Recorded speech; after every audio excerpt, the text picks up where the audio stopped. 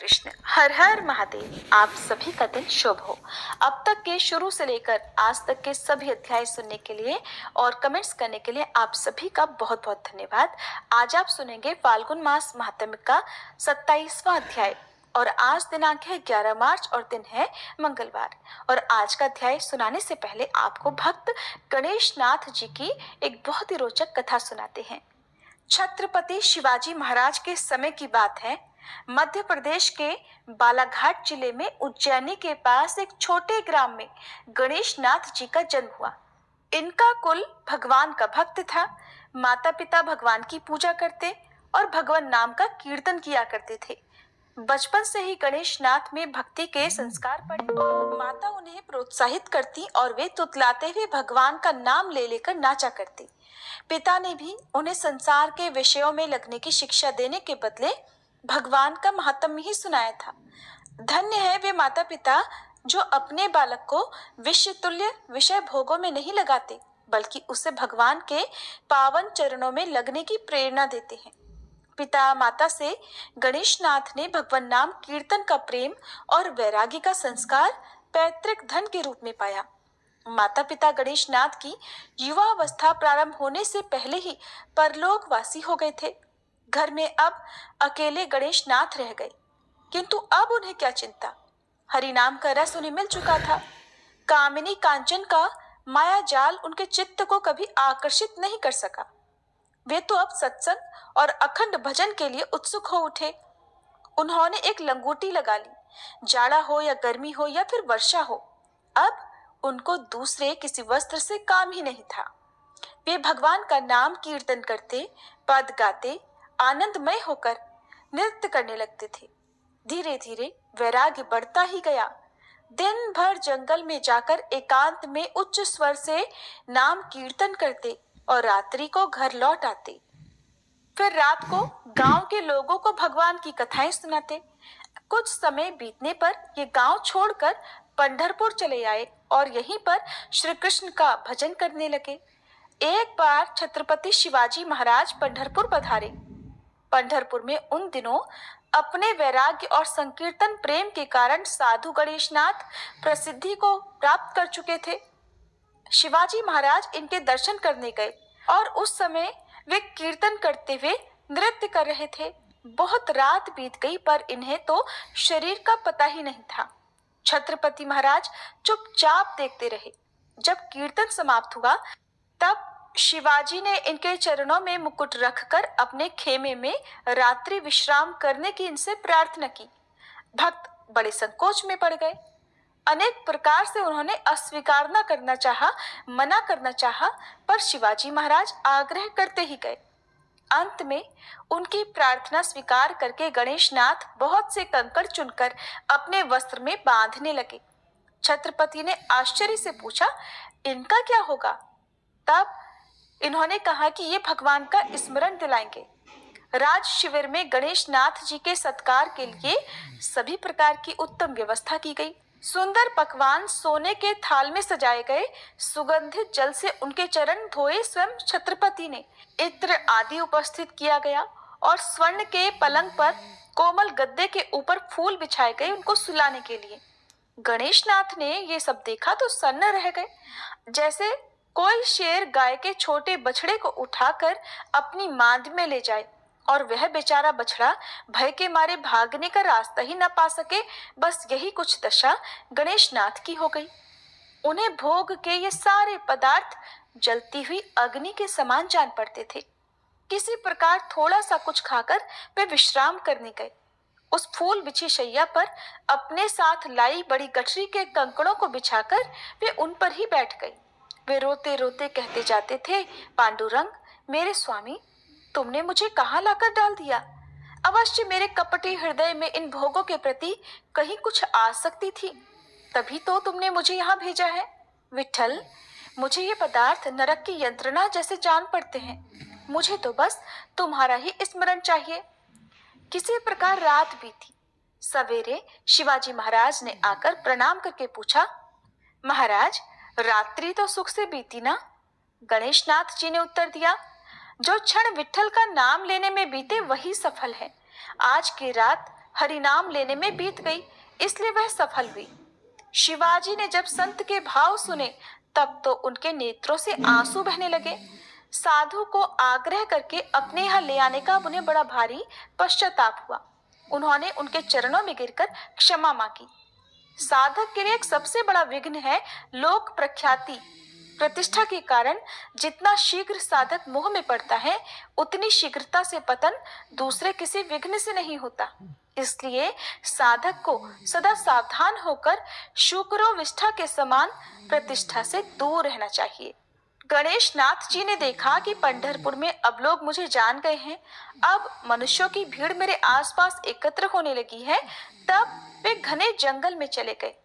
परंतु अगर फूल खिलेगा तो उसकी सुगंध तो फैलेगी ही, और जब सुगंध फैलेगी तो उससे आकर्षित होकर भौरे भी वहां एकत्रित होंगे ही। गणेश नाथ जी में भगवान का जो दिव्य अनुराग प्रकट हुआ था, उससे आकर्षित होकर भगवान के प्रेमी भक्त उस वन में भी उनके पास एकत्र होने लगे। गणेश नाथ जी का भगवत प्रेम ऐसा था कि वे जिसे भी छू देते थे वही उन्मत्त की तरह नाचने लगता था, वही भगवान नाम का कीर्तन करने लगता था। श्री चैतन्य महाप्रभु ने अपने भक्तों से एक बार कहा था, सच्चा भगवत भक्त वह है जिसके पास जाते ही दूसरे इच्छा न होने पर भी विवश की भांति अपने आप भगवान का नाम लेने लगे। गणेश नाथ जी इसी प्रकार के भगवान के भक्त थे। श्री गणेश नाथ जी के प्रेम की महिमा अपार है। वे जब भगवान के प्रेम में उन्मत्त होकर पांडुरंग विठ्ठल विठ्ठल रुक्मणी कहकर नृत्य करने लगते थे, तब वहां के सब मनुष्य उनके साथ कीर्तन करने को जैसे विवश हो जाया करते थे। ऐसे भगवत भक्त तो नित्य भगवान को प्राप्त है, वे भगवन्मय हैं। उनके स्मरण से, उनके चरित्र का हृदय में चिंतन करने से मनुष्य के पाप ताप नष्ट हो जाते हैं और मानुष हृदय में भगवान का अनुराग जागृत हो जाता है। सभी मिलकर प्रेम से बोलिए, श्री गणेश नाथ जी की जय। ये थी आज की कथा। अब सुनिए फाल्गुन मास महात्म्य का आज का अध्याय। मार्कंडेय जी कहते हैं, राजन, सर्ग, प्रतिसर्ग, वंश, मनवंतर और वंशानुचरित ये पुराण के 5 लक्षण हैं। कलयुग में मनुष्य प्रायः असमर्थ और अल्पजीवी होंगे, बुद्धिहीन तथा दुराचार परायण होंगे। स्वाध्याय, वशटकार, तप और यज्ञ आदि का कोई भी सत्कर्म उनके द्वारा नहीं होगा। वे स्त्रियों की कामना रखने वाले और विषयालोलुप होंगे। ब्राह्मण सकाम भाव से ही कर्म करने वाले और याचक होंगे। सदा दान लेंगे और परिवार के भरण पोषण में ही लगे रहेंगे। स्त्रियों के प्रति आसक्ति होने के कारण वे आत्मा को नहीं जानेंगे। धर्मिष्ठ और तपस्वी भी कुकर्म करेंगे। कलयुग आने पर अधिकांश लोग वाम मार्गी और दिगंबर हो जाएंगे। सब प्रजा एक वर्ण की हो जाएगी। राजा म्लेच्छ होगा। हीन युग आने पर जब भगवान विष्णु का बौद्ध अवतार होगा, तब मनुष्य अल्पायु, अल्पवीर्य तथा अल्प पराक्रमी होंगे। तरह तरह के देशव्यापी उपद्रव होते रहेंगे। चांडालों के वंश में उत्पन्न ब्राह्मण वेदों को पढ़ाएंगे, दूसरों को वेद का उपदेश करेंगे और अपने वेद बेचेंगे। धन पाने के लोभ से राजाओं के दरबार में जाएंगे, अग्निहोत्र और कन्याओं को बेचेंगे। कलयुग के वेद पाठी ब्रह्मचर्य व्रत से रहित होंगे। 10-12 वर्ष की बालिका भी गर्भ धारण करेगी। स्त्री अपने पति का और पुत्र अपने माता पिता का आदर नहीं करेंगे। बहू सास की और पुत्री अपनी माँ की बात नहीं मानेगी। ये सब बातें यहाँ संक्षेप से बताई गई हैं। युधिष्ठिर, एक दिव्य कथा सुनो जो सब पापों का नाश करने वाली है। पूर्व काल में वसुदान नाम वाले एक चक्रवर्ती राजर्षि थे। उनकी राजधानी अयोध्या थी। उनके राज्य में कोई भी दीन, दुखी या दरिद्र नहीं था। एक बार राजा वसुदान वेद के पारंगत ब्राह्मण ऋत्विजों के साथ यज्ञ की सब सामग्री इकट्ठा करके अमरेश्वर तीर्थ में गए। वहां उनका यज्ञ प्रारंभ हुआ और निर्विघ्न समाप्त भी हो गया। अब भ्रत के जल से वहां की स्वर्ण निर्मित पूरी पृथ्वी भीग गई। उस यज्ञ में ब्रह्मा, विष्णु और शिव जी का एक साथ ही पूजन किया गया और वहां होम से दूध और घी की अलग अलग धाराएं बह निकली। गौमूत्र की भी एक धारा बहने लगी और वेदों के पारंगत विद्वान ऋषि मुनियों ने देवताओं को जो स्नान कराया था, उस जल की भी एक धारा बह निकली। इन सब धाराओं के आपस में मिल जाने पर ब्रह्म ऋषियों और देवताओं ने देखा कि एक नदी बह रही है। वह नदी कपिला नाम से प्रसिद्ध हुई। कपिला और नर्मदा का जहाँ संगम है वहाँ रुद्रावर्त तीर्थ बताया गया है।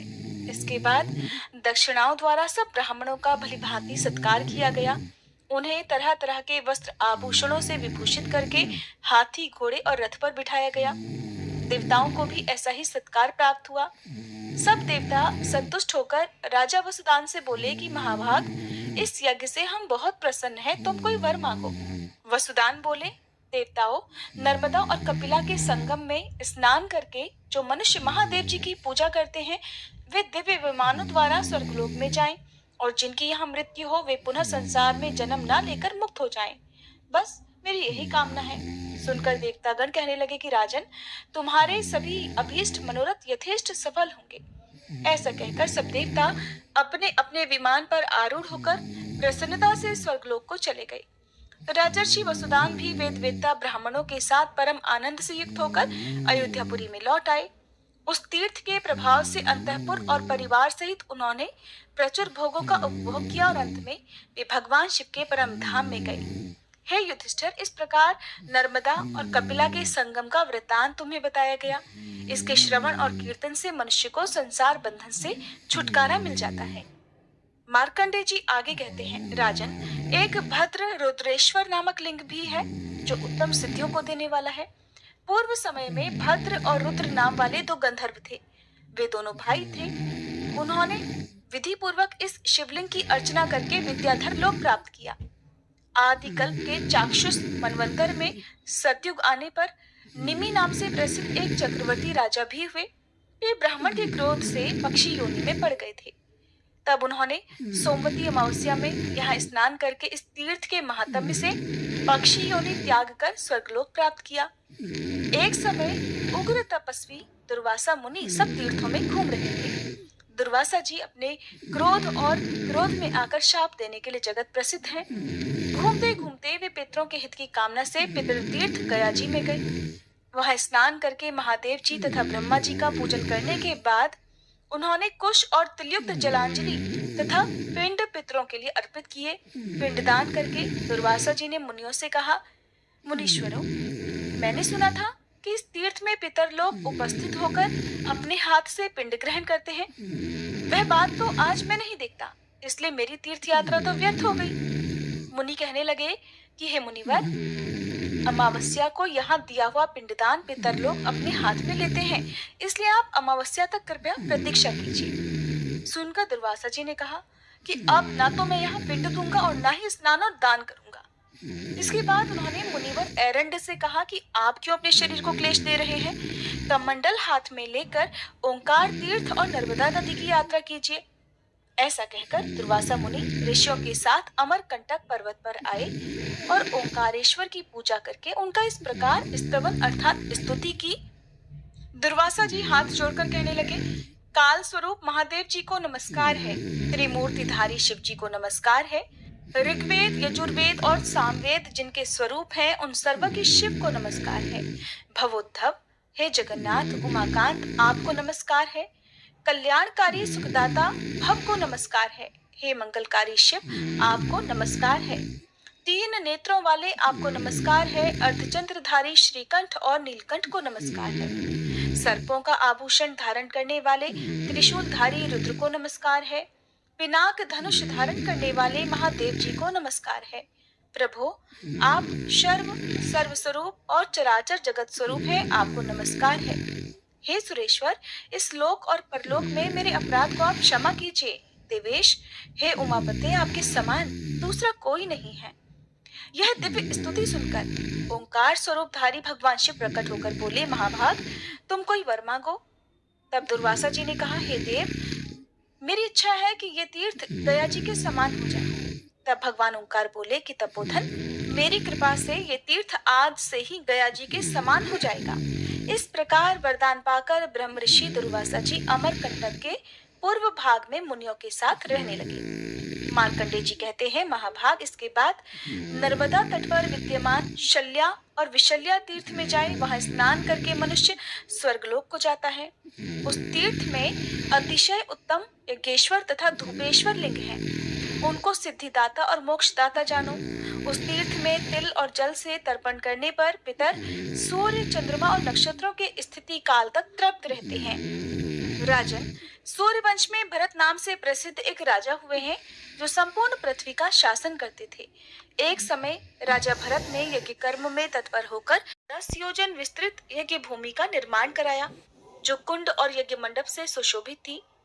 यज्ञ की सब सामग्रियों से संपन्न होकर वेद मंत्रों के उच्चारण की ध्वनि से आकाश और पृथ्वी को गुंजाते हुए महाराज भरत ने यज्ञ प्रारंभ कर दिया। उन्होंने होम से सप्तलोकवासी देवताओं को तृप्त किया। इस प्रकार अमित तेजस्वी राजा का यज्ञ अभी चल ही रहा था कि उसका विध्वंस करने के लिए भयानक रूप वाले राक्षस माल्यवान, सुमाली, सुकेशी, शंख और दूषण आदि सहस्त्रों की संख्या में वहां आ धमके। उन्होंने यज्ञ की सभी वस्तुएं नष्ट भ्रष्ट कर डाली, जिससे सब देवता भाग गए, ऋत्विजों को मार गिराया। इस प्रकार राक्षसों द्वारा उस यज्ञ के नष्ट किए जाने पर राजा भरत आहुति से जली हुई अग्नि की तरह क्रोध से जल उठे। समस्त राक्षसों का उन्होंने देखते ही देखते संहार कर डाला। इसके बाद अपने ब्राह्मण ऋत्विजों को राक्षसों द्वारा भयभीत, धाराशायी तथा मारे गए देखकर उन्हें बड़ा शोक हुआ। तब वे देव मंत्री बृहस्पति जी से बोले कि हे ब्राह्मण, आप तो सब देवताओं के गुरु, 3 काल की बातें जानने वाले तथा त्रिवेद वेत्ता हैं। देवकंटक राक्षसों ने मेरे लिए आए हुए इन ब्राह्मणों की हत्या कर डाली है। अब आप मुझे बताइए कि इसका प्रायश्चित मुझे किस प्रकार करना चाहिए। तब बृहस्पति जी बोले, राजन, मैं तुम्हें संजीवनी विद्या देता हूँ। उस विद्या के प्रभाव से राजा ने सब ब्राह्मणों को जीवित किया। उधर नया जीवन पाकर ब्राह्मणों ने देवगुरु बृहस्पति की बड़ी प्रशंसा की। इसके बाद पूर्ण तथा उत्तम दक्षिणा से युक्त वह यज्ञ समाप्त हुआ। यज्ञ में जो यूप गड़े थे, उन्हीं के मूल से वहां शल्या और विशल्या नाम वाली 2 नदियां प्रकट हो गईं। फिर वे दोनों लोग पावनी नर्मदा में मिल गईं। इसके बाद देवतागण अपने अपने विमान पर आरूढ़ होकर स्वर्गलोक को चले गए। राजा भरत ने भी ब्राह्मणों के साथ अपनी पुरी में प्रसन्नता से प्रवेश किया।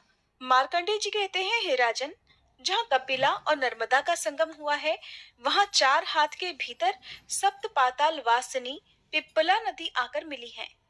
वहीं 2 आवर्त बताए गए हैं, कपिलावर्त और पिप्पलावर्त। उस तृप्तिदायक तीर्थ को प्राप्त करने की पितर लोग भी इच्छा करते हैं। इसलिए पुत्र को चाहिए कि उस तीर्थ में जाकर पितरों के लिए यत्नपूर्वक जलांजलि और पिंडदान दे। जो कोई इस तीर्थ में अमरनाथ का दर्शन करता है, उसे अश्वमेध यज्ञ का फल प्राप्त होता है। चंद्र ग्रहण और सूर्य ग्रहण आदि पर्व के अवसर पर उसका विशेष फल मिलता है। एक दूसरा ईशान तीर्थ भी है, जिसके विषय में पहले सामान्य रूप से चर्चा की गई है। वह कपिला के पूर्व भाग में थोड़ी ही दूर पर स्थित है। उस ईशान लिंग की अर्चना से मनुष्य गणाध्यक्ष पद को प्राप्त होता है। देवी पार्वती जी ने स्त्रियों के लिए प्रसन्नता पूर्वक ये वरदान दिया है कि कपिला में चतुर्दशी और अष्टमी को स्नान करने से नारी सौभाग्यवती होती है और उसका पुत्र चिरंजीवी होता है। शिवजी ने भी इस वरदान का अनुमोदन किया है। कपिला नदी जहाँ से निकली है और जहाँ नर्मदा में जाकर मिली है, वहां तक 8000 तीर्थ हैं, जो इच्छानुसार फल देने वाले हैं। उन तीर्थों में कपिला गऊ का दान करे और यथाशक्ति ब्राह्मणों को भोजन कराए। वहां सदा उपवास करके देवताओं और पितरों का तर्पण करे। वहीं हेमजालेश्वर नामक सिद्धदायक लिंग भी है। हेमजालेश्वर देव की अर्चना करने से मनुष्य यमलोक को नहीं देखता।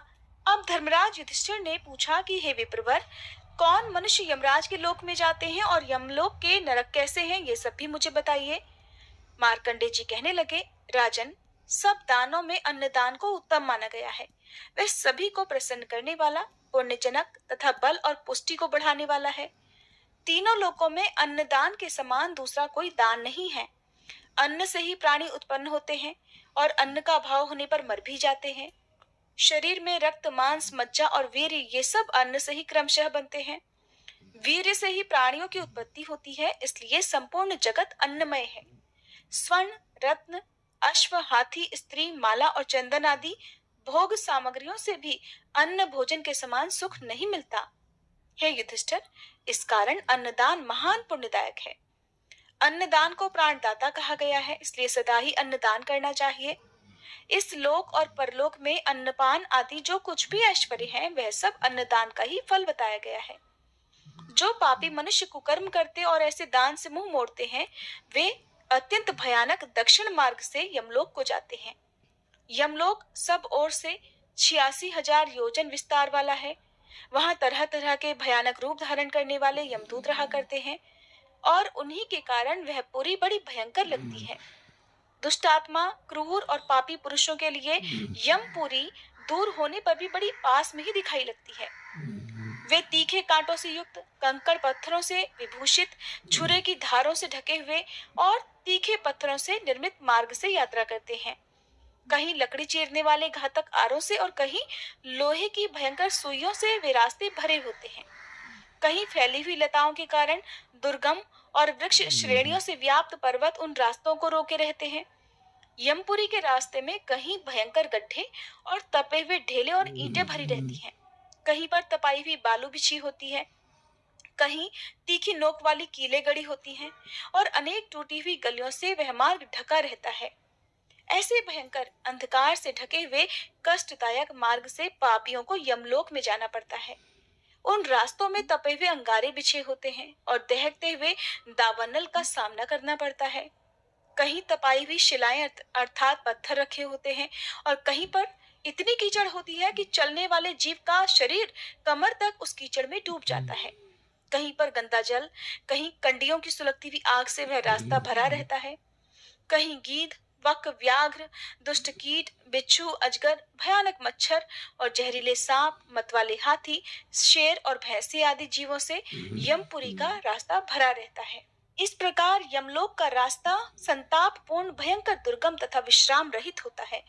वह सब दुखों का आश्रय और कष्टप्रद होता है। यमराज की आज्ञा का पालन करने वाले महाघोर यमदूत उसी मार्ग से बलपूर्वक पापियों को ले जाते हैं।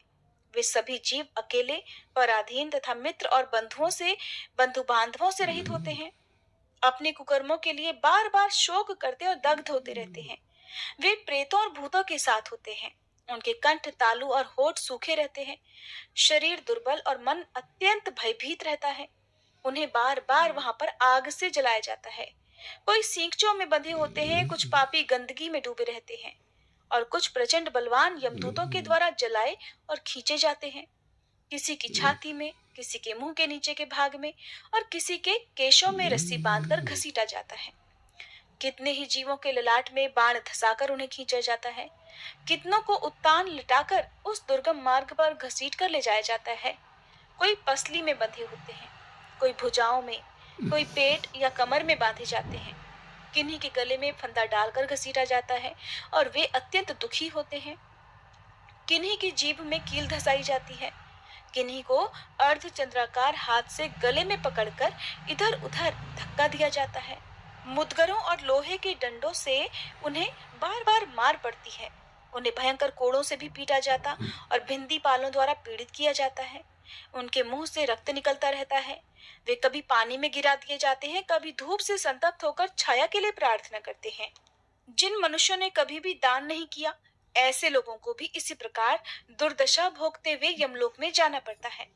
जिन्होंने अपने पापों का प्रायश्चित कर लिया है, वे यमलोक में सुखपूर्वक जाते हैं।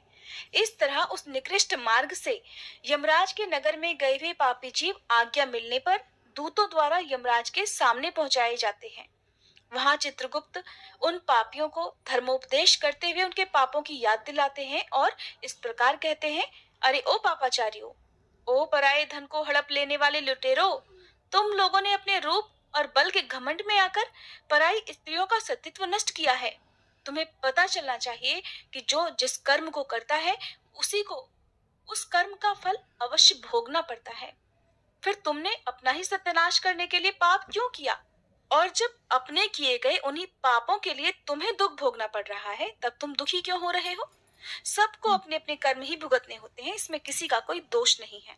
इसके बाद चित्रगुप्त जी यमराज जी से कहते हैं कि हे स्वामिन, ये भूलोक से राजा लोग आए हैं। इन्हें अपनी बुद्धि और बल पर बड़ा घमंड था। ये सभी राजा अपने भयंकर दुष्कर्मों से प्रेरित होकर ही यहाँ आए हैं। यमराज से ऐसा कहकर वे उन राजाओं को संबोधित करके कहते हैं, दुराचारी राजाओं, तुम सब लोग प्रजा का सर्वनाश करने वाले रहे हो। तुमने थोड़े समय के लिए राज्य पाकर ऐसा पाप कर्म क्यों किया? राज्य के लोभ से, मोहवश, अन्यायपूर्ण वृत्तियों को अपनाकर तुमने जिन पापों को इकट्ठा किया है, अब उनके यथार्थ फल का उपभोग खुद भी करो। अरे, जिनके लिए तुमने अशुभ कर्म किए हैं, वो राज्य और वे स्त्रियां अब कहाँ हैं? वो सब कुछ छोड़कर तुम अकेले ही यहाँ आए हो। जिनके लिए तुमने अपनी प्रजा को सताया और नष्ट किया है, वे तुम्हारे भाई बंधु अब तुम्हारी यातना क्यों नहीं देख पा रहे हैं? इस समय जब यमदूत तुम्हें ऊंचे से नीचे गिराते हैं, तब तुम्हें उन कर्मों का कैसा मजा मिल रहा है? युधिष्ठिर, इस प्रकार चित्रगुप्त के अनेक तरह के कठोर वचनों को उल्हाना देने पर वे राजा लोग अपने अपने कर्मों को सोचते हैं और मौन रह जाते हैं। इसके बाद धर्मराज यम उनके पाप की शुद्धि के लिए दूतों को आज्ञा देते हैं कि चंड, महाचंड, तुम लोग इन राजाओं को पकड़कर नरकों के पापों से शुद्ध करो। तब वे दूत जल्दी उठकर उन राजाओं के पांव पकड़ लेते हैं और बड़ी तेजी से घुमाते हुए उन्हें खूब तपी हुई भूमि पर फेंक देते हैं और लोहे के वृक्षों पर भी पटक देते हैं। उन प्रहारों से जर्जर होकर वे राजा अचेत और निश्चेष्ट हो जाते हैं। फिर वायु का स्पर्श होने पर वे धीरे धीरे होश में आते हैं। तब उन्हें पाप से शुद्ध करने के लिए यमदूत नरक के समुद्र में डाल देते हैं। नरकों की 28 श्रेणियां हैं, जो 7वें पाताल के अंत में घोर अंधकार के भीतर स्थित हैं। जय भोलेनाथ। आज के अध्याय में बस इतना ही। इसके आगे की कथा आप सभी आने वाले अध्याय में जरूर